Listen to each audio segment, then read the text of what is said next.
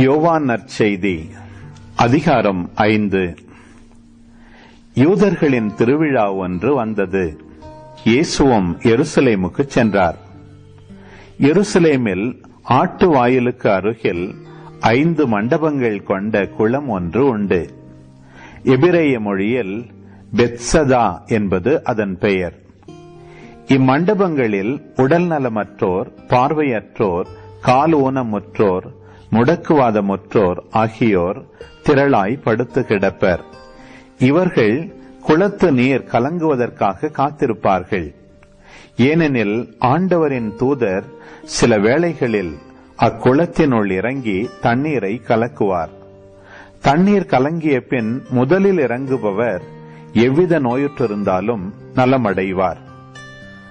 38 ஆண்டுகளாய் உடல் நலமற்றிருந்த ஒருவரும் அங்கு இருந்தார். இயேசு அவரை கண்டு நெடுங்காலமாக அவர் அந்நிலையில் இருந்துள்ளதை அறிந்து, நலம் பெற விரும்புகிறீரா என்று அவரிடம் கேட்டார். ஐயா, தண்ணீர் கலங்கும் போது என்னை குளத்தில் இறக்கிவிட ஆள் இல்லை. நான் போவதற்கு முன் வேறு ஒருவர் இறங்கி விடுகிறார் என்று உடல்நலமற்றவர் அவரிடம் கூறினார்.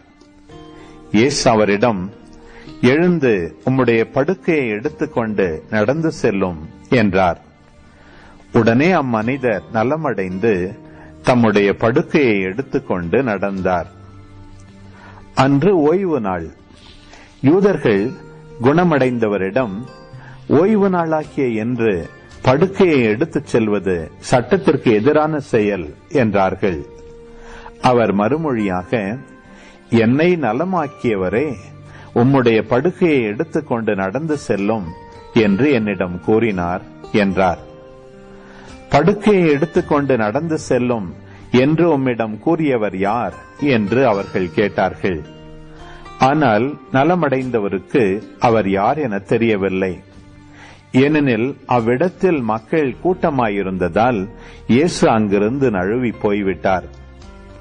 பின்னர் இயேசு நலமடைந்தவரை கோவிலில் கண்டு, இதோ பாரும், நீர் நலமடைந்துள்ளீர். இதைவிட கேடானது எதுவும் உமக்கு நிகழாதிருக்க இனி பாவம் செய்யாதீர் என்றார். அவர் போய் தம்மை நலமாக்கியவர் இயேசு என்று யூதர்களுக்கு அறிவித்தார். ஓய்வு நாளில் இயேசு இதை செய்ததால் யூதர்கள் அவரை துன்புறுத்தினார்கள். இயேசு அவர்களிடம், என் தந்தை என்றும் செயலாற்றுகிறார், நானும் செயலாற்றுகிறேன் என்றார். இவ்வாறு அவர் ஓய்வு நாள் சட்டத்தை மீறியதோடு நில்லாமல் கடவுளை தம் சொந்த தந்தை என்று கூறி தம்மையே கடவுளுக்கு இணையாக்கியதால் யூதர்கள் அவரை கொல்ல இன்னும் மிகுந்த முயற்சி செய்தார்கள்.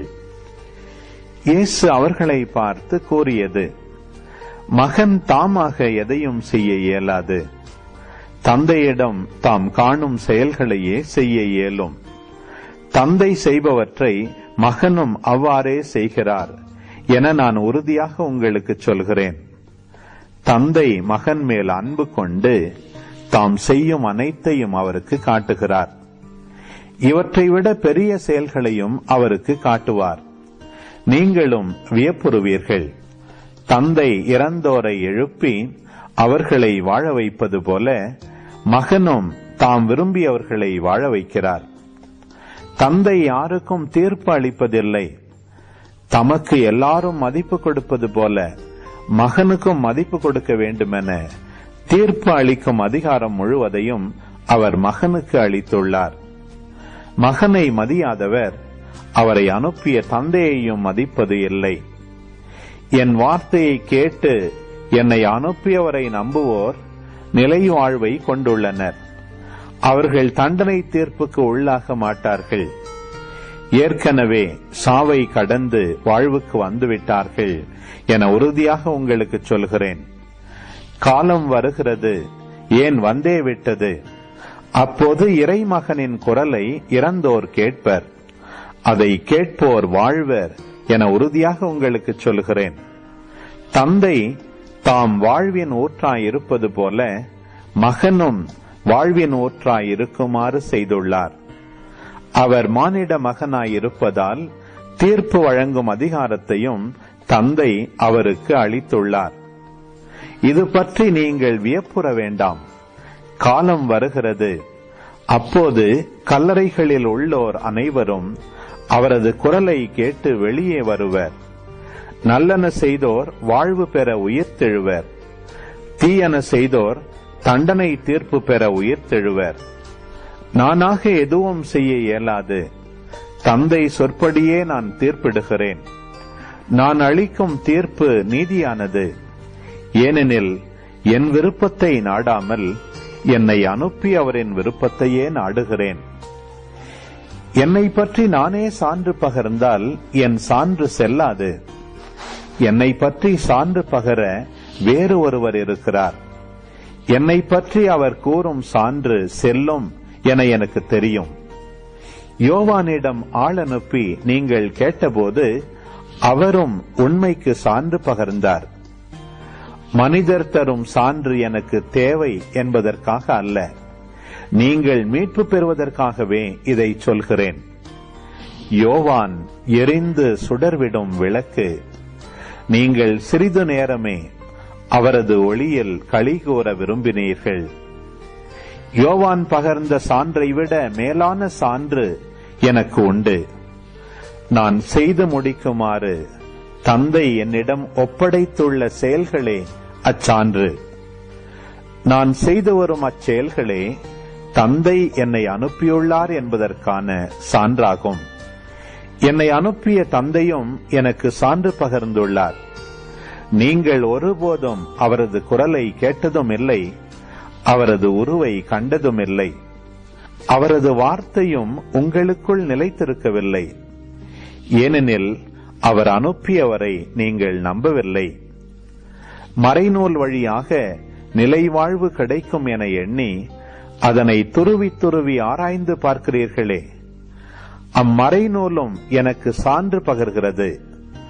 வாழ்வு பெறுமாறு என்னிடம் வர உங்களுக்கு விருப்பமில்லை. மனிதர் தரும் பெருமை எனக்கு தேவையில்லை. உங்களை எனக்கு தெரியும். உங்களிடம் இறை அன்பு இல்லை. நான் என் தந்தையின் பெயரால் வந்துள்ளேன், ஆனால் என்னை நீங்கள் ஏற்றுக்கொள்ளவில்லை. வேறொருவர் தம் சொந்த பெயரால் வருவாரானால் அவரை நீங்கள் ஏற்றுக்கொள்வீர்கள். கடவுள் ஒருவரே. அவர் தரும் பெருமையை நாடாது ஒருவர் மற்றவரிடமிருந்து பெருமை தேடிக் கொள்கிறீர்களே. உங்களால் எப்படி என்னை நம்ப இயலும்? தந்தையின் முன்னிலையில் உங்கள் மேல் குற்றம் சுமத்தப் போகிறவன் நான் என நினைக்காதீர்கள். உங்கள் சார்பாக நிற்பார் என நீங்கள் எதிர்பார்க்கும் மோசேயே உங்கள் மேல் குற்றம் சுமத்துவார். நீங்கள் மோசேயை நம்பியிருந்தால் என்னையும் நம்பியிருப்பீர்கள், ஏனெனில் அவர் என்னை பற்றித்தான் எழுதினார். அவர் எழுதியவற்றை நீங்கள் நம்பவில்லை என்றால் நான் சொல்பவற்றை எவ்வாறு நம்பப் போகிறீர்கள்?